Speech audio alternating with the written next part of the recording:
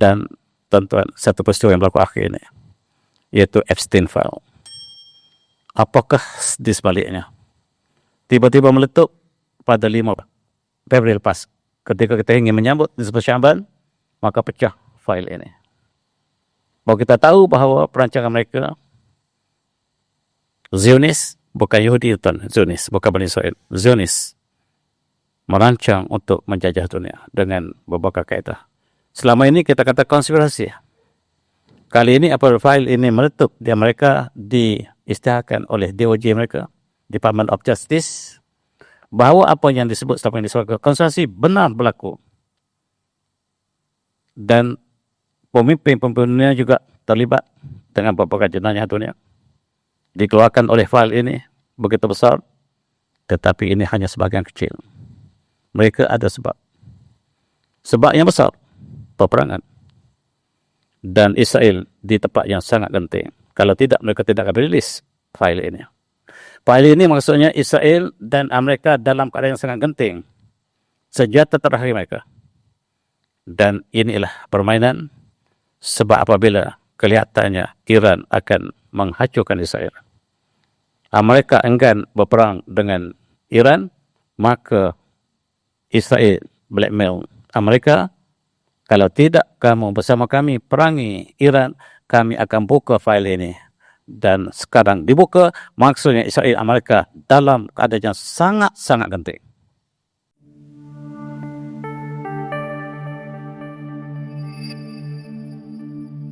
A'udzu minasyaitonir rajim. Bismillahirrahmanirrahim. Assalamualaikum warahmatullahi wabarakatuh. Alhamdulillah, rabbil alamin, wa bihi nasta'in. Assalatu wassalamu ala asyrafil mursalin wa alihi washabihi ajma'in, amma ba'du. Terima yang saya hormati Tuan Nazir, Tuan Pengusi, muslim-muslimat yang dirahmati Allah sekalian. Alhamdulillah kita berada di hujung Sya'ban. Dan insyaAllah mudah-mudahan Allah sampaikan dengan penuh keberkatan Ramadan yang mubarak. Dan izinkanlah pada malam ini saya menyentuh satu peristiwa yang berlaku dalam bulan Sya'ban. Peristiwa bersejarah yang banyak berlaku, dan kita pilih satu peristiwa, iaitu pertukaran kiblat daripada Masjid Al-Aqsa ke Masjidil Haram yang berlaku pada 15 Sya'ban pada tahun kedua Hijriah. Dan mengikut ahli sirah berlaku pada hari Fatul Zuhur, hari Selasa 15 Sya'ban. Pertukaran kiblat daripada Masjid Al-Aqsa ke Masjidil Haram. Dan Allah perakamkan dalam surah Al-Baqarah. A'udzu minasyaitonir rajim. Qad nara taqalluba wajhaka fis sama' falanwalliyannaka qiblatan tardaha fawalli wajhaka syatral masjidil haram wa haitsu kuntum fawallu wajhakum syatrah wa innal ladzina utul kitaba ya'lamuna annahu al-haqqu min rabbihim wa ma Allahu bighafilin amma ya'malun. Shadaqal azim. Dan kami melihat wajah kamu berbalik-balik ke langit, dan palinglah muka kamu ke arah kiblat yang kamu redha. Dan palinglah muka kamu ke arah Masjidil Haram. Di mana kamu berada, maka palinglah wajah kamu ke arah Masjidil Haram. Wa innal ladzina utul kitab, dan orang yang Allah diberikan kitab, la ya'lamuna annahu al-haqq, bahawa pertukaran kiblat itulah yang benar pada Allah.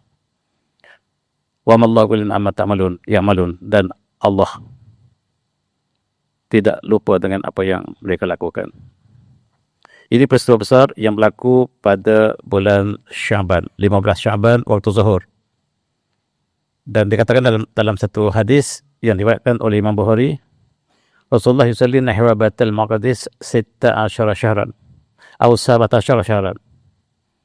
Rasulullah apabila Isra Mi'raj diperuntukkan solat, kiblat pertama kita ialah Masjid Aqsa selama 16 bulan ataupun 17 bulan. Kemudian barulah Allah turun ayat yang kita baca tadi, memerintah supaya Rasulullah berpaling ke kiblat yang Rasulullah rindui, Masjid Al-Haram. Sebelum itu Rasulullah jadikan Kaabah itu di antara baginda salat, Kaabah di tengah di antara Rasulullah dengan Masjid Aqsa. Sebab Rasulullah sangat rindu dengan Masjid Haram, mudah-mudahan Allah jadikan kiblat, kata sirah, dan Allah telah perintahkan kiblat yang dirindui Rasulullah. Berpalinglah, maka itulah pada nara taqallu wajhaka fis sama', dan Rasulullah pun berpaling ke arah Masjidil Haram ketika salat zuhur sedang dilakukan. Ketika salat zuhur sedang dilakukan, pada mulanya Rasulullah, umat Islam, para sahabat menghadap ke arah Jerusalem, ke arah Baitul Maqdis, dan berlaku peristiwa ini dirakam dalam surah yang indah, dan kita melawat Masjid Qiblatain, di mana tempat berlakunya perpindahan tersebut ada kisah. Kisahnya pada satu hari Rasulullah melawat perkampungan Bani Salamah, dan yang menjemput baginda Rasulullah untuk makan di rumahnya itu namanya Ummu Bashir bi Bani Salamah. Fasalat lahu ta'aman faja'a az-zuhr sallallahu alaihi wasallam bi ashabi bi qiblatain az-zuhr. Falamma salla rak'ah amara an umira an tawajjah ila Ka'bah. Rasulullah telah lepas diberikan jamuan oleh Ummu Bashir daripada Bani Salamah. Rasulullah tiba waktu zuhur. Rasulullah pun para sahabatnya duduk salat, pergi solat ke satu tempat, ketika itu bulan masjid ada tempat lapang. Dan Rasulullah bersolat zuhur ketika itu, dan ketika Rasulullah sedang solat, 2 rakaat sudah tiba, kemudian turun ayat yang kita baca tadi, qad nara taqalluba wajhaka fis sama', maka Rasulullah diperintahkan berpaling wajah anda ke arah Masjidil Haram. Dan cuba bayangkan, Rasulullah duduk depan, jadi imam ke arah Masjid Aqsa. Apabila disuruhkan berpaling ke Masjid Haram, Rasulullah berpaling berdepan dengan para jemaah. Rasulullah lalu tengah-tengah jemaah, pergi ke belakang dan menghadap ke Masjid Haram, sebab ketika itu di Madinah. Madinah berada di antara Masjid Haram dan Masjid Aqsa. Rasulullah lalu tengah-tengah, so duduk paling belakang. Maksudnya Rasulullah paling depan, para sahabat sami'na wa ta'na. Para sahabat berpaling ke arah yang Rasulullah hadapi, iaitu Masjid Haram. Itu berlaku pada nisbah Syambat, bukan malam tapi waktu zuhur. Dan itulah masjid yang dikenali sebagai Masjid Qiblatain. Ini kita dawat sekarang penuh. Masjid Quba, Masjid Qiblatain, bagi tuan-tuan yang umrah ialah destinasi yang mesti dilawati. Tidak jauh daripada Masjid Nabawi, dan sentiasa penuh. Dan di situ kita salat 2 rakaat barangkali dan masuk dalam masjid. Ini masjidnya. Ada 2 kiblat. Satu kiblat ke arah Masjid Aqsa, satu lagi ke arah yang sekarang, Masjid Haram. Kita menggunakan Masjid Haram sebagai kiblat kita hari ini. Dan ada tanda di luar masjid itu menyampaikan di sinilah tempat Rasulullah salat zuhur pada 15 Syaban pada tahun 2 Hijriah, dan Allah perintahkan supaya kiblat pertukaran daripada Masjid Aqsa ke Masjid Haram. Kiblat satunya ada ke arah Masjid Aqsa, masih kekal di situ, dan satu lagi kiblat ke arah Masjidil Haram, dan itu dah sebab kita panggil Masjid 2 Kiblat, Qiblatain, Masjid 2 Kiblat. Ini dia pemenangan dalam Masjid Aqsa. Tuan yang pergi dapat lebih jelas. Dan ini ke arah Masjidil Haram, dan ini ke arah Masjid Aqsa. Tak ada gambar ke arah Masjid Aqsa. Ini ke arah sekarang kiblat kita. Dan secara kebetulan, bukan kebetulan, perancangan ilahi, di antara kiblat lama dengan kiblat baru duduk atas satu garis. Boleh jelas tak? Satu garis. Hampir satu garis. Maksudnya kalau kita lukis garis lurus daripada Masjid Aqsa ke Masjidil Haram melalui Masjid Nabawi ataupun Masjid Qiblatain ataupun Madinah Munawwarah, dia hampir satu garis lurus yang hanya lari hanyalah 3 darjah. Hanya 3 darjah ke arah timur sikit je. Dan seolah-olah betul-betul asalnya ke arah Masjid Aqsa dan seolah-olah 180 darjah ke arah Masjidil Haram. Dan itu gambarnya kalau kita lukis hampir kali lurus, walaupun tak tepat ke lurus, dengan sedikit perbezaan antara 3 darjah lebih. Itu saja. Ada orang menjadikan 3 darjah itu sebagai era kita untuk menghadap sejarah kiblat. Kalau kita silap 1 degree, beza kita ratusan kilometer. Dan ada yang bukan fatwa tetapi sebagai satu pandangan selagi 3 darjah itu masih dalam jaulat toleransi lah. Masih kiblat lagi lah. Itu ada pandangan. Tidak ada muktamad. Mufti tak keluarkan fatwa. Nak ceritanya bahawa kiblat itu hampir 1 garis. Madinah dengan Makkah 200 km. Ke selatan Madinah itu sebab kiblat kita ke selatan. Kita duduk di Madinah, kita arah menuju solat kita ke arah selatan. Sebab dia hampir tepat ke selatan. Hampir tepat. Hampir tepat ke selatan 200 matu. Lebih kurang 300, 400, hampir 400 km ataupun 300 km lebih. Dan kiblat yang ada sekarang hampir 4 penjurunya hampir menuju 4 benua. Hampir. 4 benua itulah yang menuju ke arah kita ialah rukun Asawi dikatakan Afrika, Amerika dan Eropah. Setiap penjuru tu dia menuju ke arah Asia, menuju ke arah Afrika, menuju ke arah Amerika, menuju ke Eropah. Seolah-olah 4 benua. Dan penjuru Kaabah kita menjadi panduan kepada kiblat. Tuan-tuan semati, apa nasib Masjid Aqsa kita? Dalam satu hadis Rasulullah bersabda, la tusyaddu rihal illa salati masajid. Tidak perlu kita bersusah payah menyediakan kenderaan kecuali untuk 3 masjid. Masjidil Haram, ke arah Masjidil Haram, wal Masjid Rasulullah SAW, Masjid Aqsa. Masjidil Haram yang ada 100,000 kali kelebihan, Masjid Rasul, Masjid Nabawi dan Masjid Aqsa yang masing-masing ada kelebihan. Tetapi satu daripada masjid ini telah ditawan oleh Yahudi. Sekarang begitu sedih kita, masjid yang pertama menjadi kiblat kita telah ditawan oleh Israel. Dan Palestin, tempat bumi Baitul Maqdis, telah kutukar nama menjadi Israel. Palestin telah hilang dalam kota dalam peta dunia hari ini yang ada Israel. Dan umat Islam 2.3 bilion melihat kiblat kita pertama diambil tanpa usaha yang bersungguh untuk kembalikan kepada peranan yang asal, tuan-tuan. Ini ialah Masjidil Aqsa kita. Dan kita menghadap ke arah selatan. Duduk di Masjid Aqsa, ke arah kiblatnya ke selatan. Ke arah, bukan ke selatan, tapi ke arah Masjid Haram. Yang arahnya hampir selatan. Hampir ke selatan, eranya hanyalah 3 darjah. Hampir 3 darjah. Dan itulah kiblat kita. Dan Masjid Aqsa sentiasa diceroboh sejak bertahun-tahun. Dan kita sentiasa diceroboh setiap kali kita solat. Kita diceroboh sehinggalah kita pertahankan dengan peperangan. Bangsa satu hanya melihat dan tidak pernah bertindak kata Israel. Itu nasib kita hari ini.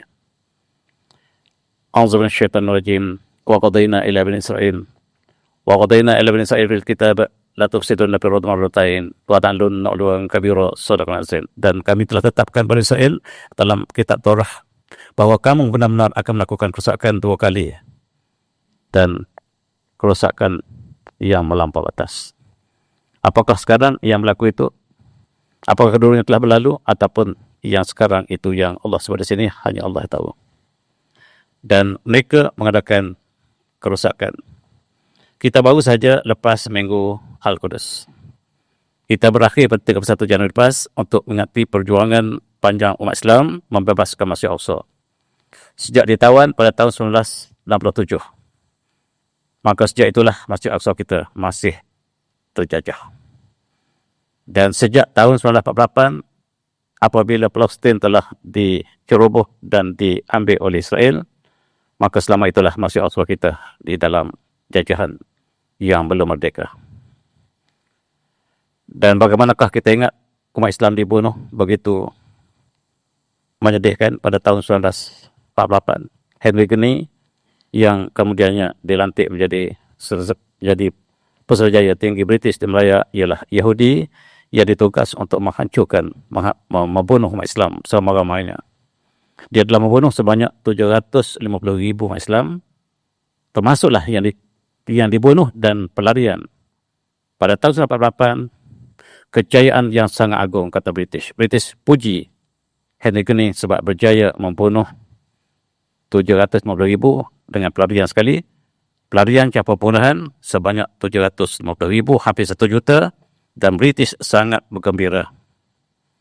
Menaikkan pangkatnya selepas pembunuhan yang massal ini, dilantik menjadi Pesuruhjaya Tinggi British di Malaya, dan polis kita masih hormati Henry Geni sampai hari ini. Musuh utama umat Islam. Tentu mati. Kita mengingati hari Al-Quds ialah untuk mengingat perjuangan yang lama untuk membebaskan. Walaupun umat Islam berada di sekeliling Baitul Maqdis, tetapi hanyalah sebagai buih semata-mata. Dan lebih dahsyat lagi apabila Israel mengumumkan, sebagaimana kita bincang dalam kuliah-kuliah sebelum ini, untuk mengambil 1% Palestin, Jordan, Lebanon, Syria 7%, Iraq 5%, dan Arab Saudi juga 33% akan diambil oleh mereka. Termasuklah kawasan Sinai dan ke arah utara timur daripada Sungai Nil. Inilah bumi yang mereka klaim. Bumi yang mereka ingin dirikan Greater Israel ataupun Israel Kubra. Dan apa yang ada krisis hari ini ialah di atas sebab ini. Dan manusia hari ini menerima penderitaan disebabkan oleh Israel. Dan itulah yang disepakati oleh ahli sejarah dan ahli peperangan hari ini. Lebih lagi apabila Perdana Menteri Israel telah mengisytiharkan mereka bersama negara Arab satu jiwa. Bukan negara Arab isytiharkan. Mereka mengatakan, Israel mengatakan, kami dengan Arab bersatu untuk hidup aman damai dan kami akan berada dalam New Middle East. Tidak ada peperangan, kami berdamai dengan seluruh negara Arab yang disebutkan sebagai normalisasi, iaitu semua negara Arab di sekelilingnya yang hijau ini telah mengiktiraf Israel sebagai entiti yang sah, hasil daripada rampasan bumi ke atas bumi Palestin. Yang sedih ialah kiblat kita pertama, iaitu Masjidil Aqsa, dan di situ ada Masjid Aqsa, ada masjid kiblat yang khusus yang menjadi kiblat pertama umat Islam seluruhnya, dan mereka ingin gantikan dengan bangunan baru. Masjid kita akan diruntuh bila-bila masa. Yang datang untuk pertahankan ialah pemuda-pemuda yang sedikit ini. Kita ulang sedikit, dan pemuda-pemuda ini masih berjuang sampai hari ini. Ada yang sudah syahid. Minal mu'minin rijalun sadaqu ma'adullah. Minal mu'minin rijalun sadaqu ma'adullah alaih. Aminhum man qada nambah. Aminhum man yantazir amal tadila. Di antara mukmin adalah lelaki pejuang-pejuang yang benar niat mereka. Yang mereka berjanji untuk syahid kepada Allah sebahagian mereka telah menerima cita-cita mereka.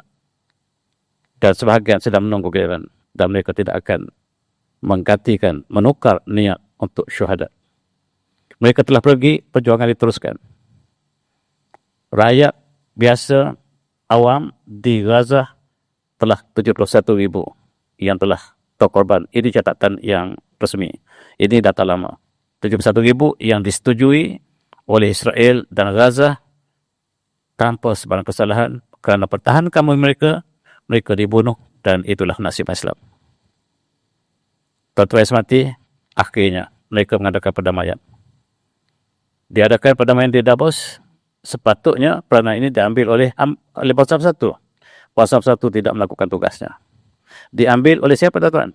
Oleh penjenayah. Mereka penjenayah yang besar. Selepas membunuh umat Islam, dia menjadi hakim. Dan dijemput siapa yang dia ingin jemput. Dan dia membuat keputusan untuk menamatkan perjuangan Hamas.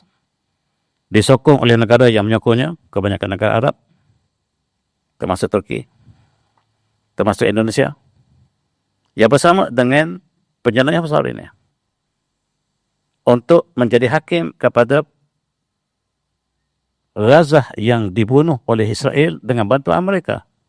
Boleh tak, tuan? Yang sepatutnya bangsa satu yang berperan ini, bukan negara yang penjenayah. Dan lebih malang, dia lantik penjenayah menjadi hakim. Dia melantik Perdana Menteri Israel untuk menjadi ahli keamanan di Davos. Ini nasib umat Islam, tuan. Umat Islam hanya melihat. 2.3 bilion umat Islam melihat. 58 buah negara umat Islam melihat. Terkebil-kebil. Penjenayah menjadi hakim. 2 penjenayah besar menjadi hakim kepada umat Islam yang mereka bunuh.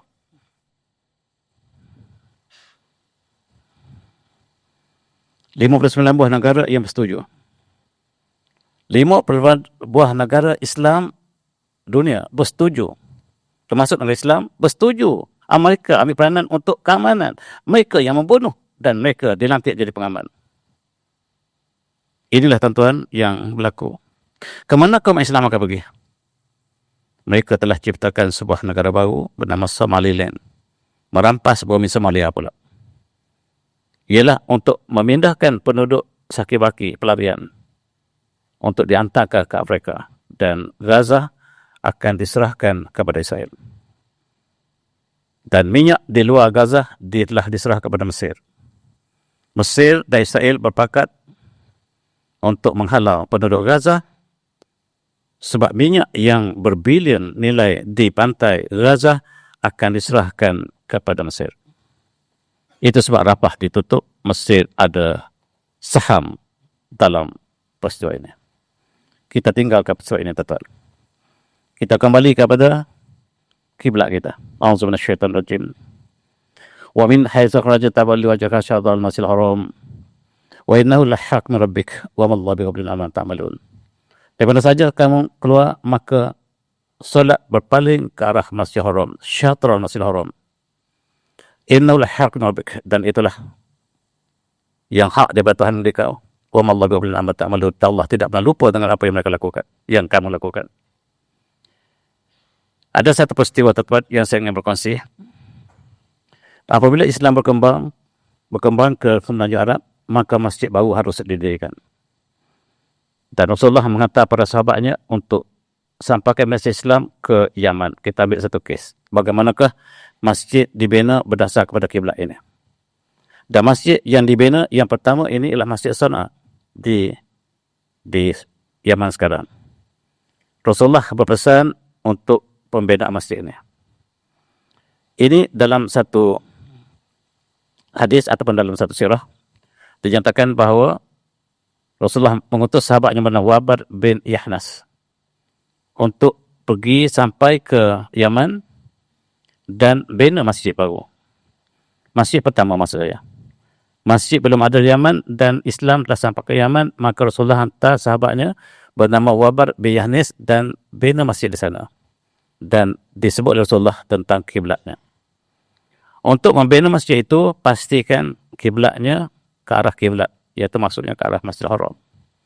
Dan dikatakan bahawa serulah mereka kepada Islam dan kepada iman, dan apabila mereka taat pada kamu, i'ata'un laka bika prashmat as-salah, dan suruh mereka solah. Faza'ata'un laka biha pamur bibina al-masjid.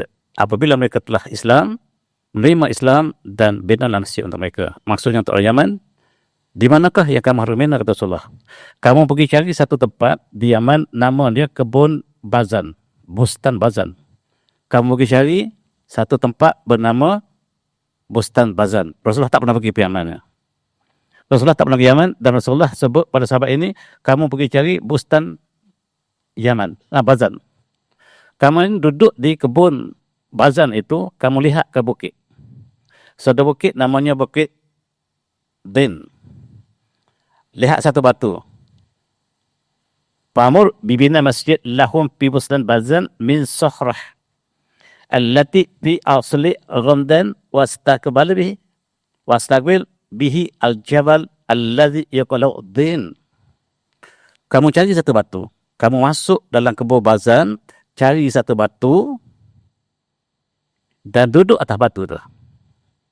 Tengok ke arah Kaabah, cari bukit. Bukit ini nama Bukit Din. Rasulullah tak pernah pergi. Ini mukjizat. Kemudian kamu bina lukis garis lurus daripada batu yang kamu duduk di atas di Taman Bazan, buat kiblat menuju ke garis, menuju ke Bukit Din. Bukit Din itu akan sampai ke Kaabah. Itu pesan Rasulullah. Maka para sahabat, para sami'na wa ata'na, kita lihat kiblat Masjid sekarang yang Rasulullah sebut. Kita lihat sekarang dengan Google Earth. Tepat, tuan-tuan. Tepat sebagaimana Rasulullah sebut, daripada Bazan, Kebun Bazan, cari batu, Bukit Din, kiblat. Tepat kena ke Rukun Yamani. Subhanallah. Mukjizat yang agung. Inilah yang duduknya antara Bukit Din dengan Bukit Din ini tingginya 3,400 meter tinggi juga. Bukan bukit, gunung. Dan Jabal Din tingginya 3,450 dan tuan lihat dalam peta ini kalau Google, ambil daripada batu ke Bukit Din, dia tepat ke masjid ke arah Kaabah. Ini mukjizat. Kita hanya dapat semak kiblat ini ketika zaman moden ini. Sebelum itu mereka sami'na wa ata'na. Dan masjid Sana'a ini kekal kiblatnya yang ditunjuk oleh Rasulullah. Dan inilah yang dikagumi. Satu garis. Tepat ke Rukun Yamani. Daripada Bukit Din ke ini melalui kiblat Masjid Sana'a. Tuan-tuan pergi ke Sana'a sekarang, masih kiblat yang sama. Sekarang kita gunakan Google Earth, kita boleh semak daripada atas. Dan para pelajar kita telah kira tepat dia dah, tepat. Memang tepat, tak error sikit pun. Kita tengok dengan Google Earth, tuan-tuan boleh cek balik ni, boleh semak dengan Google Earth. Cari Masjid Sana'a, cari Bukit Gunung Din, masih nama Din. Sekarang pun nama Jabal Din lagi. Tengok Rukun Yamani, tepat. Tuan-tuan boleh repeat sekali lagi. Dan sekarang, kes ini dibincang di barat. Orientalis, Mossad mengatakan tak tepat. Mereka ingin meragukan umat Islam, yang inilah hadis Rasulullah yang sahih. Kita lihat jauhnya 816 km. Tak mungkin manusia tahu. Dan Rasulullah diwahyukan. Tidak bercakap dengan pandangan sendiri, tetapi apa yang Allah wahyukan. Itulah yang kita dapat saksikan sekarang. Dan antara masjid yang sangat tepat ialah Masjid Sana'a. Masjid lain dibina berdasarkan pada kiblat tadi. Di kawasan Yaman itu, mereka jadikan Masjid Sana'a sebagai rujukan. Bagaimana dengan kita? Bagaimanakah kita di alam Melayu? Kita di alam Melayu jauh menyimpang kiblat. Hampir semua kita salah. Barulah zaman moden ini kita ukur balik. Dan kuliah lepas, saya ceritakan tuan-tuan, penjemaah, saya bersama dengan Mufti Pahang menyemak kiblat seluruh Pahang. Dan sekarang Selangor juga demikian. Sebab masjid di Jakarta yang dibina sejak ratusan tahun, Masjid Batawi, tersilap begitu jauh kiblat. Di Kalimantan, saya pergi Kalimantan beberapa tahun pas, 10 tahun pas, hampir 75% masjid Kalimantan salah kiblat. Dan sekarang barulah kita ukur kembali dengan lebih tepat menggunakan laser dan sebagainya. Tetapi saya nak ceritakan bagaimanakah kiblat kita bermula dengan 15 Sya'ban, pertukaran kiblat daripada Masjid Al-Aqsa ke Masjidil Haram. Kalau kita sambung, inilah garis lurus yang merah ini, kita tengok di Google sekarang, tepat masuk ke dalam Kaabah dan tepat ke Rukun Yamani. Rukun Yamani itu dia menuju ke arah Yaman. Dan itulah mukjizat Rasulullah. Ini gambar lagi. Sekali lagi gambar Google Earth. Cuba tengok. Yang lurus ini daripada Masjid Sana'a, Bukit Din, Kaabah. Tepat. Satu rais. Tak silap sikit pun. Even 1 degree pun tak silap. Sekarang kita ada kiblat finder, mana-mana pergi tuan, jadikanlah dia sebagai panduan kita. Kadang-kadang handphone kita yang tak turun. Dalam konteks ini, Rasulullah menyatakan dalam sebuah hadis, mukjizat yang agung. Walladzi nafsi Muhammad biyadihi. Innama masra'in min mawsari al-jannah.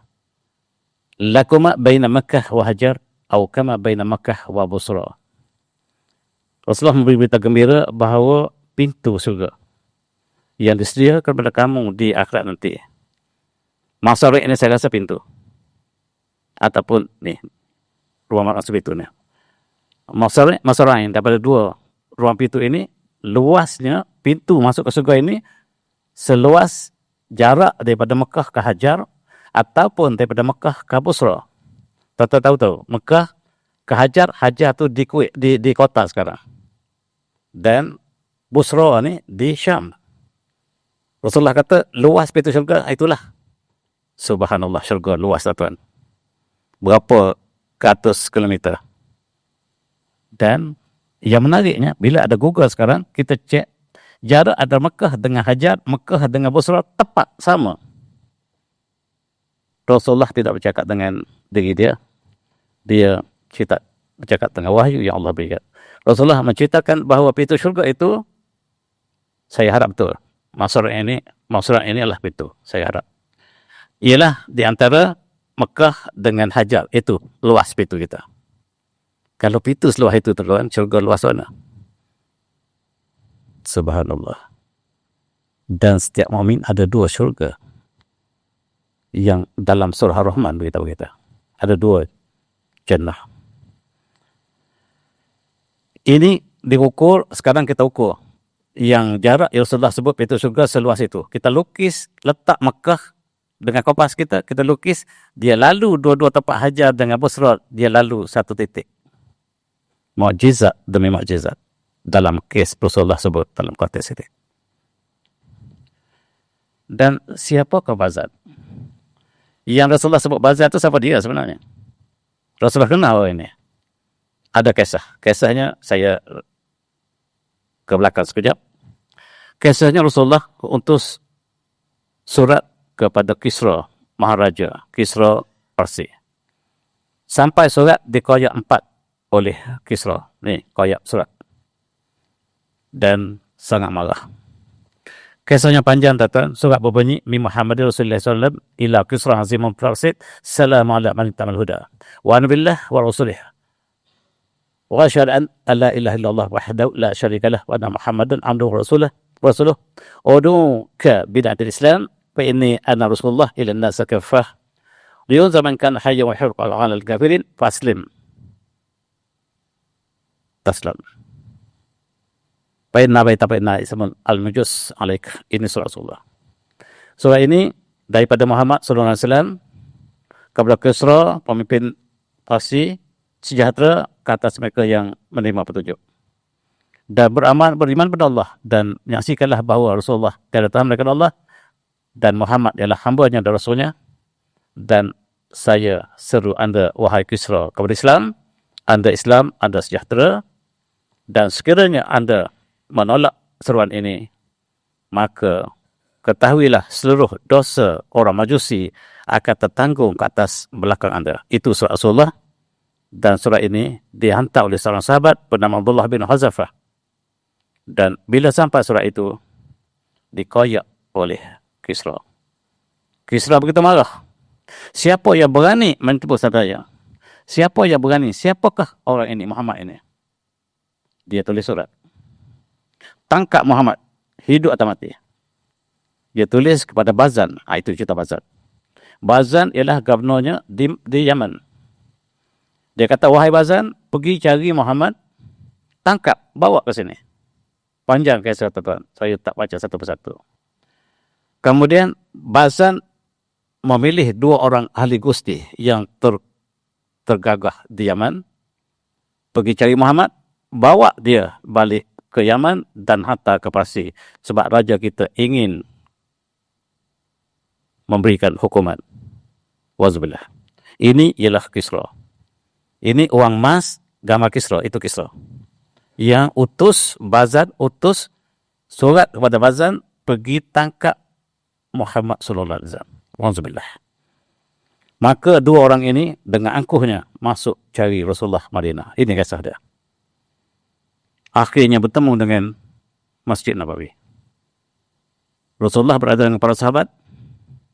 Dia masuk untuk tangkap Rasulullah. Depan-depan para sahabat. Sayyidina Umar pegang pedang dah. Kemudian biar dia masuk Rasulullah. Biar. Siapa dia? Kisahnya mendebarkan. Maka dia katakan bahawa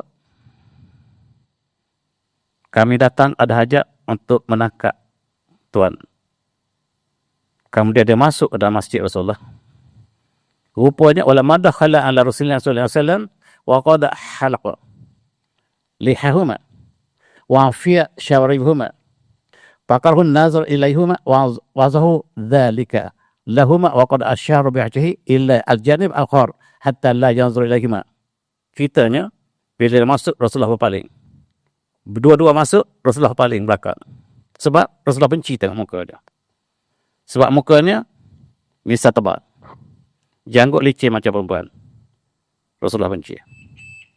Orang yang ada misai tebal, janggut tak ada, Rasulullah benci. Dan Rasulullah kata, Wailakuma. Siapakah suruh kamu datang sini, Rasulullah? Dan mereka jawab, Raja kami Kisra. Keluar dulu. Sebab saya benci tengok anda. Lebih kurang macam itulah. Dan kamu cukup janggut kamu biarkan misal kamu masuk mulut, dan itu sangat membenci Rasulullah. Siapa suruh kamu macam ni? Kisra. Sedangkan Rasulullah mengatakan, kami, Allah memerintahkan supaya menipiskan misai dan membiarkan janggut. Saya tersilap sikit tadi. Rasulullah tak marah sebenarnya. Lam yadhab. Rasulullah tak marah. Bila melihat misai tebalnya, dia tak marah. Dia senyum. Fatabassama alaihi salatu wassalam wa qala huma irji'a ila rihalikuma al-yawm. Kamu baliklah dulu. Tadi saya kata marah, Rasulullah tak marah. Rasulullah senyum. Kamu baliklah dulu. Jangan jumpa saya hari ini. Esok kamu mari. Kita cakap dulu esok. Esoknya dia datang kepada Rasulullah pagi. Kamu datang untuk ambil, kenapa? Untuk tangkap Tuan. Bawa balik ke Kisra. Ya Rasulullah. Kamu tahu tak, Kisra yang suruh kamu tangkap saya, malam tadi telah mati. Dibunuh oleh anaknya. Anaknya nama Syirwan, kata Rasulullah. Anaknya bernama Syirwayah. Ibnahu Syirwayah fi latih kaza min syari kaza. Kisra yang perintah kamu bunuh saya, tangkap saya, telah mati. Jadi kamu tak perlu lagi lah. Sebab dia telah dibunuh oleh anaknya. Dua-dua ahli gusti ini berpandangan, betul ke? Sebab muka Rasulullah, wajah yang benar. Mereka berbincang, bersih-bersih. Kita tengok dulu di atas. Kita tengok dulu. Kita balik dulu ke Yaman. Kalau betul lah beritanya, maka orang ini bukan orang sembarangan. Dia Rasul. Kalau betul berita yang bawa ini. Sebab kita pun tak tahu. Dia balik ke Yaman, bertemu dengan Bazan. Bazan tengah bersedia untuk pergi ke Parsi untuk meraihkan raja baru. Sebab raja lama telah dibunuh. Tepat. Mukjizat Rasulullah. Kisahnya tuan-tuan saya tak sempat baca satu-satu. Kata Rasulullah, anak dia bunuh sebab dia zalim sangat. Anak dia pun tak sanggup dengan kezaliman Kisra ini. Kamu balik dan kamu saksikan dia sudah tidak ada. Anak dia nak jadi raja sekarang. Maka dua-dua ini segera tak jadi dah nak persoalan untuk menangkap Rasulullah. Alhamdulillah, dan balik ke Yaman. Dan ketika itu Bazan bersedia untuk pergi ke Parsi untuk pelantikan raja baru. Tepat sebagaimana sebut Rasulullah. Dan diceritakan kala itu kepada Bazan. Bazan mengucapkan syahadah.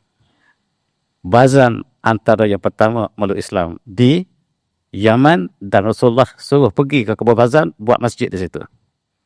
Barangkali Bazan telah wakafkan bustannya ataupun kebunnya sebagai tanah wakaf yang menjadi masjid, tapak masjid Son'a sekarang. Tuan lawat Son'a ada nilai tambah, ada sejarah yang dapat kita kongsi. Tuan-tuan, Ini adalah panjang ceritanya, saya tak persatu-persatu. Ada satu masjid yang lain, saya baca semua. Ini ialah Masjid Sona yang ada sekarang. Dan ada masjid tanda kiblat yang tepat. Islam berkembang cepat. Ke timur, ke barat, dan termasuk negara kita. Sama negara kita, pertama ialah mendirikan solat. Masjid dibina. Bagaimanakah harus membina masjid? Maka saintis Muslim membuat kajian tentang kiblat. Antaranya Al-Biruni. Al-Biruni berada di India pada tahun 1999. Dia membuat satu kaedah untuk menentukan kiblat, iaitu geluk dibahagi pada koordinat, latitude dan altitude, garis bojor dan garis lintang. Tetapi barat tak pernah cerita siapakah yang menentukan koordinat. Umat Islam menentukan koordinat. Bumi sebagai geluk disepakati oleh ulama Islam. Hari ini ada orang pelak sebalik. Ketika ulama kita telah sepakat dengan geluk, saintis kita sepakat dengan geluk, maka sekarang kurun 1 ada pula sebahagian yang terpengaruh dengan Kristian yang membawa flat earth. Yang membawa flat earth itu ialah Kristian yang disokong oleh sebahagian umat Islam yang tidak tahu asal. Dan inilah peta yang dilukis oleh Al-Biruni, membuat garis lurus dan garis lintang, menjadikan 0 darjah di Mekah. 0 darjah di Mekah sebagai rujukan. Selama 1000 tahun duduk di Mekah, rujukan kita. Kemudian bila kita kalah dalam peperangan dunia yang pertama, maka sebelum itu lagi, apabila Perancis telah menjadi kuasa dunia, Perancis bawa 1 darjah, 0 darjah Mekah ke Paris. Kemudian apabila dalam peperangan Waterloo, British mengalahkan Perancis, dia bawa 0 darjah Mekah ke Greenwich sampai hari ini. Greenwich asalnya Mekah. Pensyarah profesor pun tak tahu. Malang sungguh. 0 darjah Mekah. Itu rujukan kiblat kita. Dan untuk menentukan kiblat, maka dilakukan topologi. Ini ialah topologi. Dilakukan oleh Biruni untuk menentukan koordinat, maka setiap tempat di dunia umat Islam ada, maka rujuk kepada peta ini. Dan umat Islam telah menentukan kiblat dengan tepat di seluruh dunia. Hari ini kita lebih tepat, ini ialah belajar kita menggunakan kaedah Tenchin untuk menentukan kiblat dengan tepat. Yang kita gunakan dalam kiblat finder itu menggunakan kaedah ini. Tetua semati. Wa min haitsu kharaja wajhaka syatal masjidil haram. Dari mana saja kamu keluar, maka solat berpaling kepada kiblat Masjidil Haram. Ini Masjidil Haram menjadi fokus. Kita di Tanah Melayu, kita bina masjid awal, ini masjid di Chenok, di Naratiwat, antara masjid awal dibina oleh keluarga Kuala Songo. Kuala Songo asal Kelantan, asalnya daripada Arab, pergi ke Champa dan berkembang di Kelantan, berkahwin dengan puteri Kelantan, akhirnya hantar anak dia, Gresik Maulana Ibrahim Gresik ke Jawa untuk berdakwah di Jawa dan membina masjid di Jawa. Masjid Demak asalnya orang Arab yang ibunya orang Kelantan. Kuala Songo ialah orang Kelantan. Ayahnya orang Arab, orang Madinah. Dan ini masjid yang dibina oleh Kuala Songo di Kelantan, masjid kapal laut yang menjadi disahkan masjid tertua di Malaysia, di negara kita. Masuk kita ialah kiblat. Masjid Demak dibina oleh keluarga Gresik, keluarga Kuala Songo, dan didapati 14 darjah tersasar. Masjid Demak yang ada sekarang 14 darjah kalau kita ukur. Jadi tak boleh tepat dengan saya pergi Masjid Demak, di situ arah kiblat harus kita sesuaikan. Begitu juga dengan masjid-masjid yang lain harus kita sesuai dengan pengiraan yang moden hari ini. Sebab manusia kita makin teknologi makin berkembang, maka kita ukur dengan lebih tepat. Di negara kita, dalam jarak dengan Mekah, 1 darjah, dia lari 122 km. 122 km. Kalau 3 darjah, 366. Jauh. Tapi masih dalam toleransi. Perkara yang kedua ialah tanah kubur. Tanah kubur tersasar banyak. Di Selangor banyak, di Kelantan banyak, di Pahang banyak. Tersasar tanah kubur yang salah kiblat. Sebab dulu kita tak banyak ilmu, yang membuat kubur yang pertama ialah ikut. Kemudian tersalah. Di kampus saya juga tersalah. Ada dua kawasan kubur itu, satu yang salah kiblat, satu yang baru. Ini ialah masalah yang harus kita selesaikan. Itu sebab saya cerita dalam kuliah lepas, usaha di Melaka, di Kelantan, di Kedah, di mana saja, antara ialah selesaikan masalah kiblat dan masalah tanah kubur. Kiblat yang tanah kubur yang lama, kita kadang-kadang tersilap. Ada masjid di Selayang, dibina tahun 1970, lari 15 darjah, subhanallah. Terpaksa kapek ni tukar, buat lain. Tak boleh sebutlah masjid mana. Tapi masjid dibina JKF. Maksudnya kiblat bukan main. Dan kawan kita ketika berada di dalam majlis palak dulu telah menyediakan satu alat untuk di approve oleh SIRIM. Ini kawan kita Dr. Kasim Bahli, kawan kita yang banyak untuk menyelesaikan masalah kiblat masalah.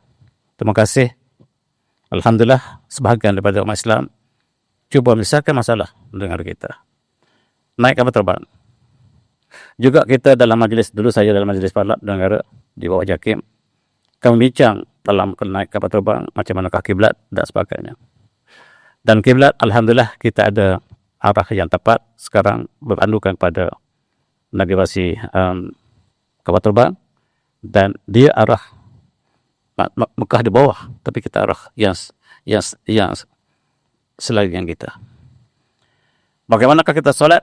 Solat harus solat di mana-mana, tidak ada pengecualian. Di atas, di laut, di udara harus solat. Dan ada cara untuk solat kita di latak kapal terbang. Tapi sayang, balik umrah, subuh tak solat. Sayang. Kemudian, di udara kita lihat ada setengah kapal terbang, ada bilik kecil. Mas ada. Tapi kena naik bisnes lah. Bisnes, baru ada. Ada bilik kecil, muatlah 3 atau 4 orang. Gila-gila lah. Ada kapal terbang yang tidak langsung, tidak ada. Mas ada. Sebab saya, masa muda-muda tu saya nak selalu naik bisnes, ada tempat solat. Tapi yang lain mungkin tak ada. Sekarang kita naik ke atas langit. Kita naik ke arah ISS. Macam mana nak solat? Bumi ke bawah. Ke mana kiblat? Ini masalah umat Islam yang baru. Kita bincang banyak. Masa muda-muda dulu kita bincang. Kita mufti juga terlibat. Saintis juga terlibat. Dan sekarang kita ada wakil yang pernah pergi. Dr. Muzaffar yang pergi ke angkasa. Dan JAKIM telah keluarkan panduan. Begitu juga negara umat Islam juga telah mula hantar angkasa mereka ke langit. Ke ISS maksud saya. Dan bagaimana kita solat? Sebab setelah ini dia pusing bumi, satu hari berapa kali tuan? Berapa puluh kali. Satu hari dia pusing berapa kali? Satu hari dia pusing 32 kali. Lajunya. No. Jelas, bumi bulat tuan, kita pusing. Dan satu hari 32 syuruk. Dan 32 kali subuh, 32 kali zuhur. Apakah satu hari kita pernah salat 32 kali? Tak mampu. Jadi, para ulama kita membuat keputusan, buat ketua, termasuklah mufti kita, ialah di mana kita naik dulu. Kita naik di Kazakhstan, maka kita rujuk ke Kazakhstan. Maksudnya, di mana kita berlepas naik dulu, kalau zuhur di situ, kita zuhur lah. Tak kira lah atas berapa. Itu satu pandangan, satu lagi rujuk Mekah. Dua-duanya ada, maksudnya solat tidak ada diabarkan. Apa cara saja, termasuk sakit, harus solat. Tidak ada pengecualian.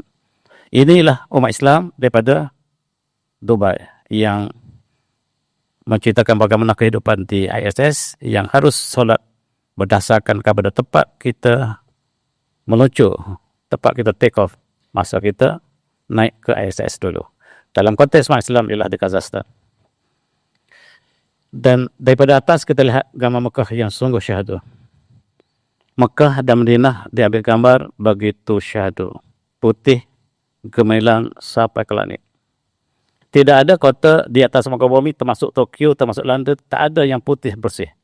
Semuanya bercampur aduk dan tidak semurni Mekah Madinah. Dan inilah yang menambah hati budi saintis ataupun angkasawan sama ada Rusia, Jepun ataupun Amerika. Dan ini juga cukup mengagumkan gambar dari langit. Tuan-tuan, a'udzu minasyaitonir rajim. In hazihi ummatukum ummatan wahidah wa ana rabbukum fa'budun. Dan sesungguhnya inilah umat kamu yang satu dan aku Tuhan kamu, kata Allah. Maka sembahlah aku. Ka'bah menjadi kesatuan kita. Wa'tasimu bihablillah jami'ah. Berpeganglah tali Allah, seluruh kamu, wala tafarraqu. Jangan pecah belah. Kita ada satu Tuhan, satu Allah, satu Rasul, satu agama, satu Ka'bah, satu kiblat. Tetapi kita berpecah berpuluh-puluh puak. Marilah kita sedar kembali. Inilah tumpuan kita. Kita sujud kepada Tuhan yang sama. Kita ahli kiblat. Dan sujud, letakkan dahi tempat yang paling yang mulia ke tempat yang paling hina. Simbol pengabdian. Ka'bah menjadi rujukan kita. Dan tuan-tuan, kita lihat apa yang berlaku sekarang di Amerika. Penjara menjadi pusat dakwah. Dan dalam berita yang kita terima, 500,000 yang keluar penjara Amerika memeluk Islam. Rupa-rupa penjara tempat pengganas-pengganas menjadi tempat badan dakwah. Di situlah tempat berfikir dan in hazi ummatukum ummatan wahidah. Dan inilah umat kamu sama, in hazi ummatukum ummatan wahidah. Dan inilah sesungguhnya kamulah umat yang satu dan akulah Tuhan kamu, sembahlah aku, kata Allah. Dan kita sembah Allah. Ini gangster. Seorang gangster, kepala gangster di Amerika, bawa senapan, bawa api, nak bakar masjid. Dia benci Islam. Siapa ke masjid, nak bakar masjid, jumpa imam. Imam kata, nak ke mana? Saudara, mari masuk. Boleh macam itulah. Dan dia tak sangka orang Islam ni ada yang baik. Sebab dia digambarkan di Amerika semua jahat. Ada orang Islam baik, baik. Sila masuk apa hajat. Niat dia nak bakar masjid tak jadi. Lepas tu dia rasa malu. Tengok orang yang sambut dia nak kata baik. Akhir kisah dia masuk Islam dan sekarang dia lah pendakwah utama di Amerika. Gangster, kepala gangster besar. Tengok janggut dia. Dan sekarang tuan-tuan, 250,000 penduduk penjara ataupun yang penjara yang memeluk Islam setiap tahun. Dan ini cukup mengagumkan. Ketika Amerika berusaha untuk menghancurkan Islam, dia lupa negaranya sendiri. Dia lupa yang dia tangkap itulah yang jadi sumber Islam di Amerika. Allah tukar. Dia rancang lain, Allah rancang lain. Rupa-rupanya mereka Islam datang daripada penjara. Sukar untuk kita bayangkan tuan-tuan. Dan ini kita lihat bagaimanakah orang Eropah juga demikian. Dan setahari 600 lepas apabila peperangan Iran dan sebagainya. Mereka mencari kenapa ke Islam begitu ganas. Mereka mencari dan mengkaji. Akhirnya mereka temu kebenaran. Dan orang ini ialah intelektual. Dia kaji Quran. Dan 30 tahun dia kaji Quran. Dan akhirnya dia memeluk Islam. Allah berikan hidayah. Alhamdulillah. Walhamdulillah. Alhamdulillah. Dan ahli kiblat bertambah di dunia. Dan umat Islam di sebelah timur keluar Islam beramai. Wazubillah. Di Asia Tenggara umat Islam keluar murtad beramai-ramai. Dan Allah gantikan dengan penduduk yang bukan Islam di barat. Dan ini ialah pendeta mereka, ulama mereka ataupun pendeta mereka di dalam gereja juga akhirnya Islam dalam hari-hari yang terakhir. Daripada pendakwah di gereja menjadi pendakwah di masjid. Polis juga tak terkecuali. Polis yang ditugas menangkap umat Islam akhirnya dia terseduh dan memeluk Islam. Profesor ini yang juga gangster akhirnya memeluk Islam dalam hari-hari yang terakhir ini di Amerika, di Eropah. Dan pemuda-pemuda yang ganas, rappers ini, yang satu masa dulu menjadi pujaan di seluruh Eropah dan Asia, tuan-tuan. Akhirnya Allah berikan hidayah. Dan lihat betapa indah wajah pemuda ini apabila dibandingkan dengan Islam. Tattoo masih ada. Di bawah bajunya ada tattoo. Dan ketika Amerika mencoba Greenland, di situ kita lihat bagaimanakah dunia telah tersebar berita. Tiba-tiba bagaimanakah Islam muncul ketika Amerika ingin mencoba Greenland.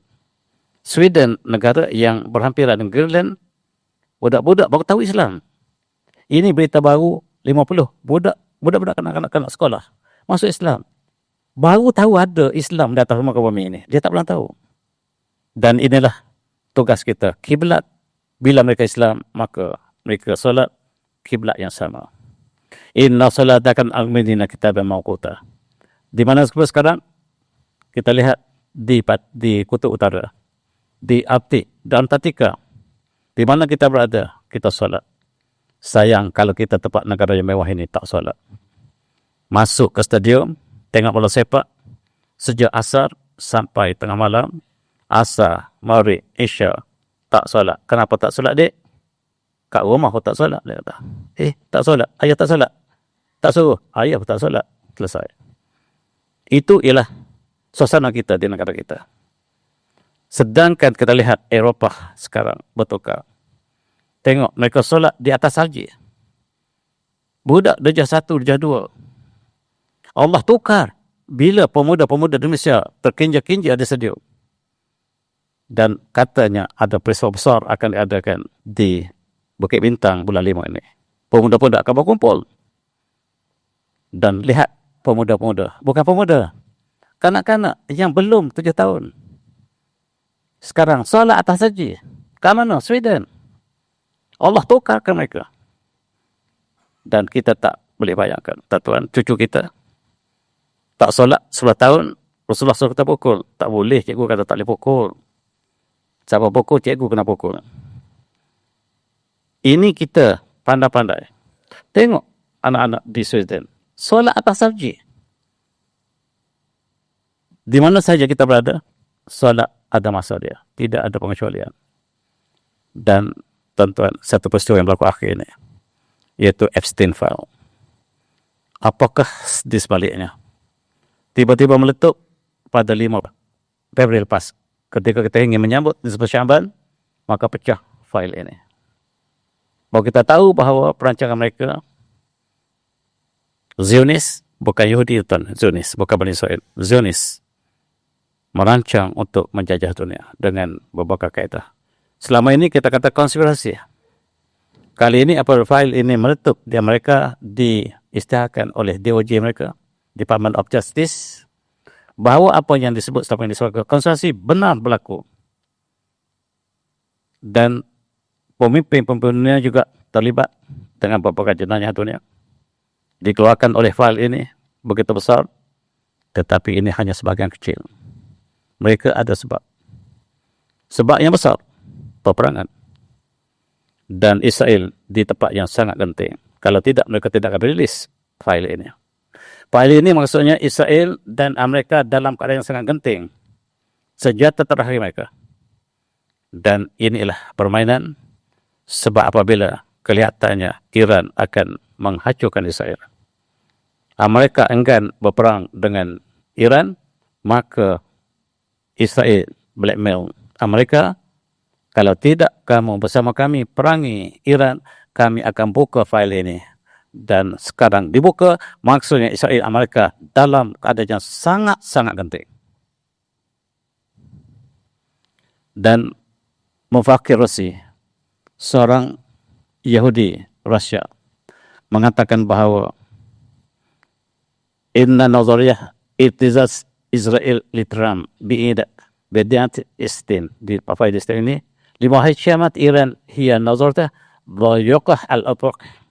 Sayahdatsu ma huwa akhbar bikathir dan sayahdatsu ma huwa akhbar bikathir.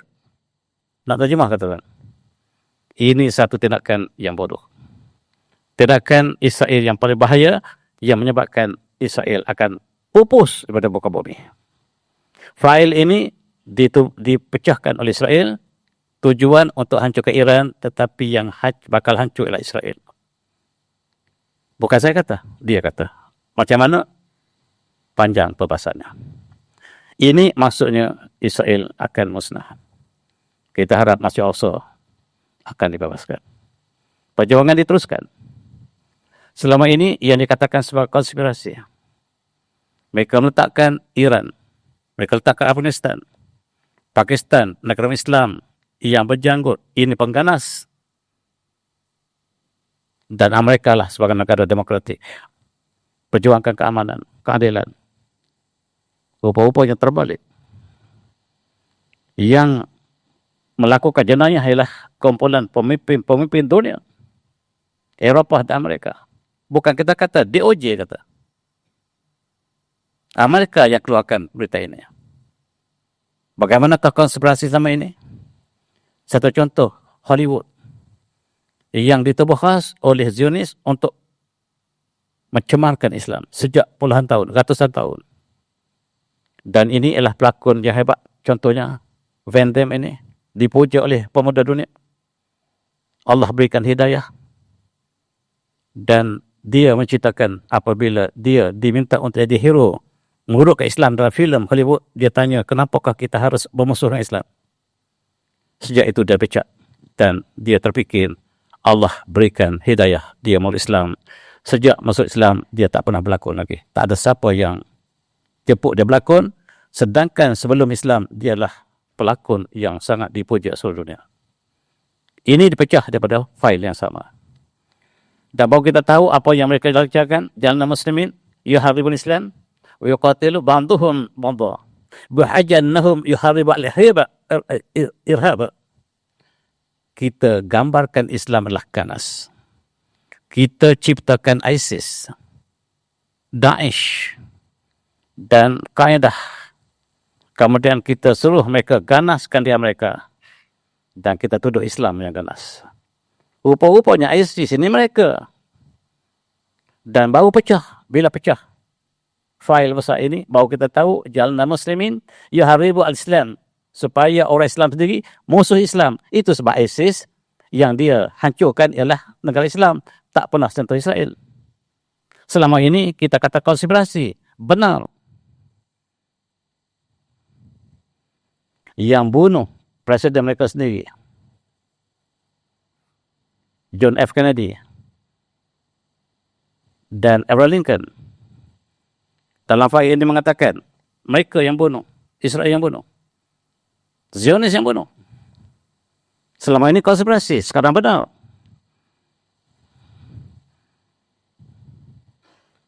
Penyakit, sebaran, vaksin, konspirasi, benar. Yang menyebabkan penyakit ialah Bill Gates.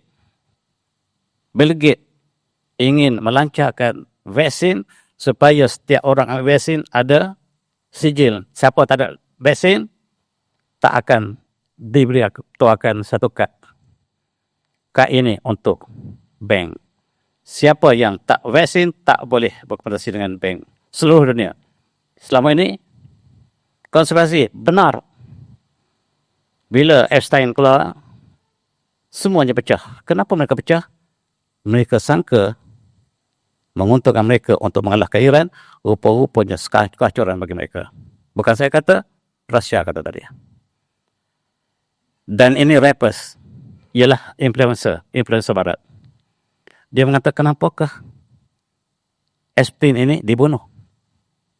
Ini pandangan dia. Dia kata sebab Epstein walaupun ditubuhkan oleh Mossad untuk hancurkan Islam, untuk membela Israel, tetapi akhirnya dia buktikan Islam benar. Itu yang paling penting dan dia mesti dibunuh. Epstein dibunuh.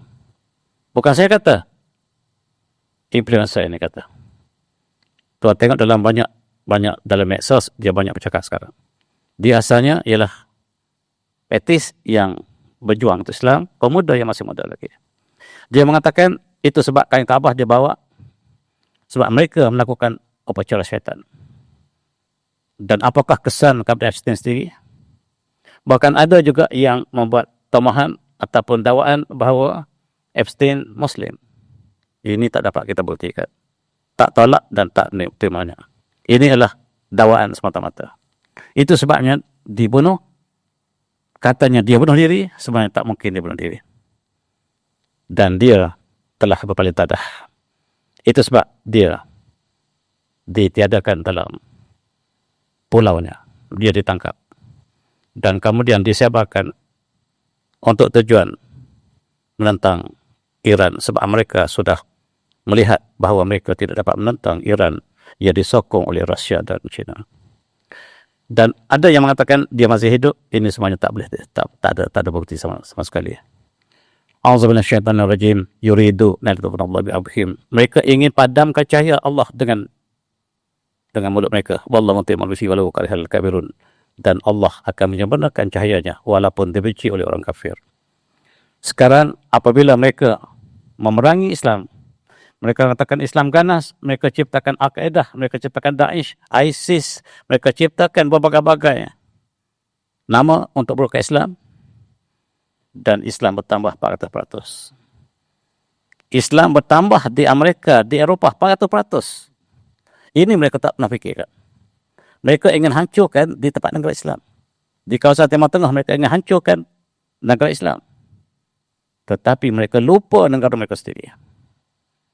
Mereka ingin padamkan Islam, tapi Allah serlahkan cahayanya yang gemilang. Satu keluarga baru saja minggu lepas masuk Islam. Satu keluarga. Ini satu perkara-perkara yang baru berlaku. Selepas mereka menuduh Islam ganas, keluar pecah fail yang disembunyi selama ini. Dan mereka dunia mula tahu apakah sebenarnya yang berlaku. Yang disebut sebagai depopulation. Mereka ingin hapuskan penduduk dunia. Bagaimanakah perancangan untuk menghapuskan orang Amerika sendiri? Siapa? Orang Amerika untuk hancur Amerika. Betul. Zionis ingin hancurkan penduduk Amerika. Itu sebab mereka perkenalkan vaksin kepada seluruh Amerika lebih awal pada kita. Sebab musuh mereka lah. Selain dari Zionis ialah musuh mereka. Tak kira sekarang mereka itu sama atau tidak. Dan kita lihat bagaimanakah munculnya pendakwah kita. Satu contoh, ini ialah Asif Aziz yang terkenal dermawan, yang sentiasa setiap bulan puasa membuat jamuan di seluruh Eropah. Lebih lagi di London. Dia pergi ke hotel London, nak solat. Tak dibenarkan. Dia beli hotel. Dia tukar jadi masjid. Alhamdulillah. Contoh bagaimanakah umat Islam, bilioner yang paling kaya di England, di UK, telah meluk Islam. Allah ganti dengan cara yang kita tak pernah sangka. Ini antara bilioner di London. Dan dia kita banyak tertambudi pada dia. Pelajar-pelajar yang diberikan beasiswa untuk belajar di UK. Dia sangat terkenal di kota London. Namanya Asif Aziz. Dan dialah yang mengadakan majlis-majlis tarawih, masjid, buka puasa dan sebagainya sepanjang Ramadan. Dan tak lepas dia mengadakan buka puasa di bola sepak, di pasukan bola sepak di kemuka di London. Dan ini adalah padri mereka mengatakan dia seorang padri Kristian, dia sangat suka, dia kata dia sangat susah hati. Dia mengatakan annahum ya'rifu al-Islam sayyam al-ard kullaha. Satu masa Islam akan kuasai seluruh dunia. Antara indikasinya ialah di Eropah nama yang paling popular adalah Muhammad. Bayi yang dilahirkan sekarang yang paling banyak di London, di UK, di Ireland, di kebanyakan negara Eropah. Bayi yang dilahirkan yang paling popular nama Muhammad, dan padri ini sangat susah hati. Islam akan menguasai dunia dalam masa yang sangat singkat. The future belongs to Islam. Tuan-tuan, mereka merancang untuk padamkan, dan bila fail ini didedahkan, itu pun sangat sikit didedahkan. Tujuanlah untuk supaya Amerika di blackmail supaya bersama Israel memerangi Iran. Tetapi mereka tersalah langkah. Dan Amerika mati langkah. Kuliah saya akan datang insyaAllah. Kalau ada, tajuknya Amerika mati langkah. Bagaimanakah intelektual mereka di Barat? Yang paling hebat memeluk Islam satu demi satu. daripada pemimpin tertinggi sampailah kepada saintis. Mereka memilih Islam, dan tokoh-tokoh profesor yang hebat ini memilih Islam dengan cara masing-masing. Ada sebab yang tersendiri yang boleh kita kaji sebahagian daripada sebab mereka memilih Islam, sebab mereka melihat Islam is the only truth. Tuan-tuan, dan kita lihat tokoh-tokoh saintis sedunia yang memilih dalam berbagai-bagai bidang mereka, daripada undang-undang, daripada sains teknologi, daripada theologian, neuroscientist, kemis dan sebagainya, memilih Islam. Dan tuan-tuan, orang yang bijak, orang yang paling termuka dalam bidang mereka memilih Islam, tentulah dia ada weightage yang tinggi kepada orang Eropah. Dalam konteks ini, mereka pelajari dari manakah asalnya universiti. Universiti dunia dibina oleh umat Islam. Dan tempat universiti pertama ialah di Morocco. Morocco ialah bumi yang paling maju satu masa dulu, sekarang sudah tidak maju lagi. Dan daripada Morocco lah Universiti Qarawiyyin inilah berkembang universiti lain, termasuklah universiti di Iran yang Imam Ghazali menjadi rektornya. Kemudian dibina Universiti Azhar yang ketiga, kemudian universiti-universiti yang lain terbina seluruh Eropah sehingga mengalir universiti yang dibina oleh dalam acuan Islam pertama, Universiti Oxford. Universiti di Eropah dibina berdasarkan pada sistem universiti Islam, yang daripada universiti di Barcelona Islam dibawa ke Universiti Paris, Universiti Sorbonne namanya, ialah menjadikan Islam, kurikulum Islam dibina. Kemudian dibina Universiti Frankfurt di Jerman, Universiti Leuven di Jerman. Akhirnya murid kepada Ibn Rushd bernama Dimali membuka Universiti Oxford di England, dan Oxford dibuka berdasarkan kurikulum Universiti Islam, menggunakan bahasa Arab sebagai bahasa pertama dalam Universiti Oxford. Profesor terbaik pun tak tahu. Kajian saya, PhD saya, ialah mengkaji manuskrip asal yang digunakan Universiti Oxford. Dan manuskrip itu masih tersimpan di perpustakaan Bodleian, menyaksikan bahawa teks-teks terawal di Universiti Oxford ialah teks Arab. Dan inilah profesor kita baru tahu. Dan mereka baru sedar bahawa semangat Islam sangat besar ke atas dunia. Dan seorang saintis Perancis mengatakan sekiranya tulisan-tulisan saintis Muslim di Barcelona ataupun di Andalusia tidak dibakar oleh orang Kristian, hari ini kita telah mengembara di antara galaksi. Sebab penerokaan angkasa lepas semuanya berdasarkan kepada ilmu umat Islam. Dan kajian angkasa lepas stasi ISS masih berada di negara Islam, iaitu Kazakhstan. Dan Rusia menjadi pelopor dalam kajian antara aerospace ialah kerana Al-Biruni, kerana Al-Razumi, kerana Syekh Qadirzadeh, dan tokoh-tokoh astronomi kita yang berada di Samarkand. Itulah sebabnya Rusia menjadi orang pertama naik ke langit, kata saintis mereka. Sekiranya mereka tak bakar, sekarang kita berjalan di antara galaksi, dan kita sekarang menerusi ke angkasa disebabkan ilmu umat Islam. Tetapi proses Islam sendiri menafikan.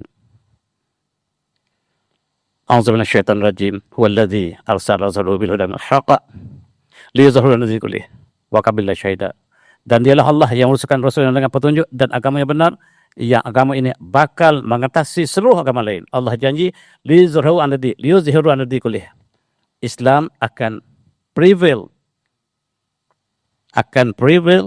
unto all religions, dan Islam akan mengatasi seluruh agama lain. Wa kafa billahi syahida. Dan cukuplah Allah sebagai saksi.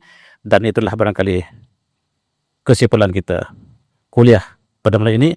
Saya mohon maaf kalau saya tersalah kata, dan kalau izinkan Allah, saya akan menunaikan umrah dalam suasana peperangan yang sangat genting di Irak. Mudah-mudahan doa tuan sekalian keselamatan pergi dan balik. Dan saya minta maaf kalau ada kata yang kurang manis, kata-kata selama ini, maaf dipinta. Dan selamat Ramadan al-Mubarak. Salam Ramadan Karim. Wabillahi taufiq. Assalamualaikum warahmatullahi wabarakatuh.